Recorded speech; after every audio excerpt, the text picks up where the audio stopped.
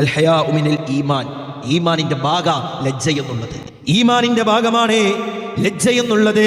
വൽ ഈമാനു ഫിൽ ജന്ന, ഈമാനിലൂടെയാണ് ഒരാളെ സ്വർഗത്തിലേക്ക് എത്തിക്കുക. അപ്പൊ ഹയാ ഇല്ലാത്തൊരു വ്യക്തിയെ സംബന്ധിച്ചിടത്തോളം, ലജ്ജയില്ലാത്തൊരു വ്യക്തിയെ സംബന്ധിച്ചിടത്തോളം അവന്റെ സങ്കേതം എന്തായിരിക്കും നമ്മൾ ആലോചിക്കണമല്ലോ.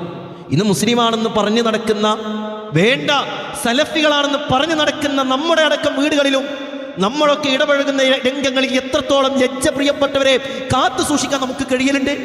കല്യാണ വീടുകളും ഫംഗ്ഷനുകളും യാത്രകളും അവിടെയൊക്കെ എത്രത്തോളം ലജ്ജ പുലർത്താൻ നമുക്ക് സാധിക്കലുണ്ട്. എന്തായിരുന്നു ലജ്ജ എന്നുള്ളത് നമ്മൾ മനസ്സിലാക്കാത്തതിൻ്റെ പ്രശ്നം.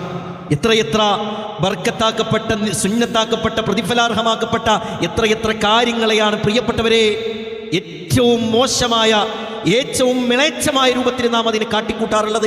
ഇപ്പൊ ഒരു വിവാഹം എടുത്തു നോക്കി നിങ്ങൾ, വിവാഹം എന്നുള്ളത് ബർക്കത്തുള്ള കാര്യം അല്ലേ?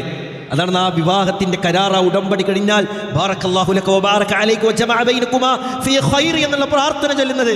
എന്നിട്ട് അവിടെ നടക്കുന്നതോ റഹ്മാനായ റബ്ബിന്റെ ദിലക്കപ്പുറം ഉളവുണ്ടാക്കുന്ന, കോപമുണ്ടാക്കുന്ന പ്രവർത്തനങ്ങൾ, ഉല്ലാസങ്ങളും പാട്ടുകളും നൃത്തങ്ങളും ആ രൂപത്തിലുള്ള DJ പാർട്ടികളുമാണ് ഇന്നെന്റെ മുസ്ലിം ഉമ്മത്തി എന്ന് പറയുന്ന വീടുകളിലടക്കം നടക്കുന്നത് അല്ലേ? വസ്ത്രത്തിന്റെ വിഷയത്തിലോ ഒന്ന് ആലോചിച്ച് നോക്കിയ, ഒരു പെണ്ണിന്റെ വസ്ത്രം എവിടെയാ, ഒരാണിന്റെ വസ്ത്രം എവിടെയാ?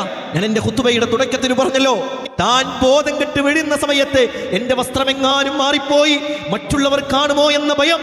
അതിനാൽ റസൂലേ, നിങ്ങൾ അല്ലാഹുവിനോട് പ്രാർത്ഥിക്കണമെന്ന് പറഞ്ഞ സഹാബാ വനിതകൾ കഴിഞ്ഞുപോയ ആ ഉമ്മത്തിലാണ് പ്രിയപ്പെട്ടവരെ നമ്മൾ ജീവിച്ചു കൊണ്ടിരിക്കുന്നത്. ഒരു പെണ്ണിന്റെ വസ്ത്രത്തിന്റെ അടിസ്ഥാനം എന്താ? ഒരാണിന്റെ വസ്ത്രത്തിന്റെ അടിസ്ഥാനം എന്താ? അള്ളാഹുവിന്റെ ദീന് പഠിപ്പിച്ചതുപോലെയാ. അതിനപ്പുറത്തേക്ക് വഴുതി വീഴാൻ, അതിനപ്പുറത്തേക്ക് സഞ്ചരിക്കാൻ നമുക്ക് അവകാശമില്ല. ഞാനത് മനഃപൂർവ്വം പറയുന്നതാ. ഒരു പെണ്ണിന്റെ മുഖം തുറന്നിടണ്ടേ എന്ന വിഷയത്തിൽ വേണ്ടെന്ന് പറഞ്ഞ പണ്ഡിതന്മാരില്ലാന്നാ. വേണ്ടെന്ന് പറഞ്ഞ പണ്ഡിതന്മാരില്ല. അത് അഫ്ളലാണോ വാജിബാണോ എന്ന വിഷയത്തിൽ മാത്രം ചർച്ച. മുഖം മറക്കണ്ടെന്ന് പറഞ്ഞ പണ്ഡിതന്മാരില്ല. അത് അഫ്ളലാണോ അതോ വാജിബാണോ എന്ന വിഷയത്തിലെ ചർച്ചയുള്ളൂ. നിർബന്ധമാണോ അത് ഏറ്റവും ഉത്തമമായ കാര്യമാണോ എന്ന വിഷയത്തിലെ ചർച്ചയുള്ളൂ എന്നാ. നിങ്ങൾ ആലോചിച്ച് നോക്കിയേ.